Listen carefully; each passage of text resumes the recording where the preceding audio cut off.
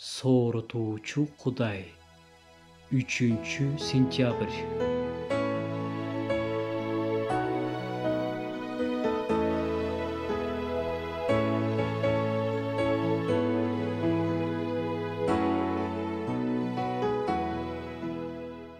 Жашоонун өзүнүн мыйзамдары бар. Бирок аларды ар бир адам өзүнүн жолу менен ачат. Кээде өзүбүздү караңгыда сыйпалап, араң басып бараткандай сезебиз. Катуу, учтуу нерселерге урунабыз, согулабыз, чарчап чаалыгабыз. Үмүт менен жарык издөөдөбүз.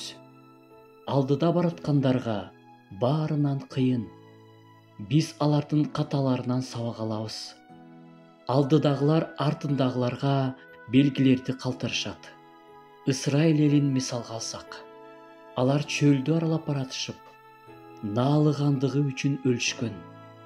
Демек, наалысак биз да өлөбүз. Көздөгөн жерибизге жетпей калабыз.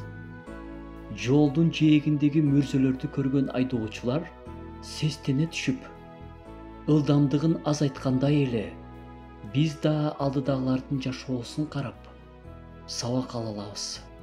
Мен ыйык жазуудан кийин эле тарыхка көп көңүл буруу керек деп ойлойм. Тарых жараткандын бар экендигинин эң маанилүү далили. Тарых бул себептер менен кесепеттердин жыйнагы.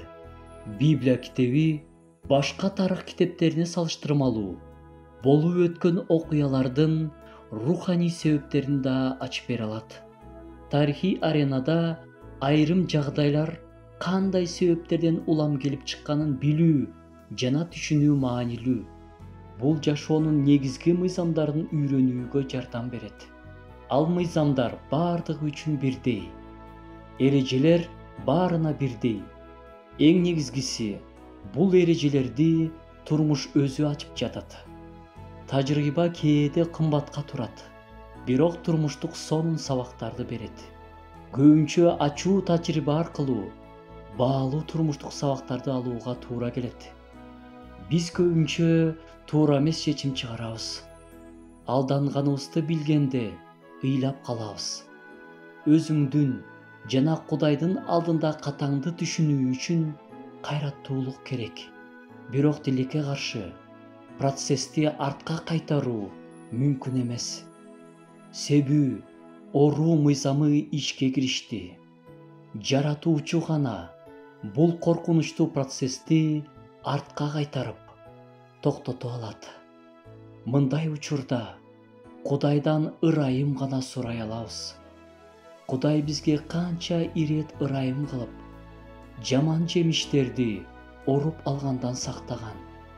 Эгер Кудайдын ырайымы болбосо, туура эмес чечимдерибиздин кесепеттери менен алышып жатып, жашообуз өтмөк.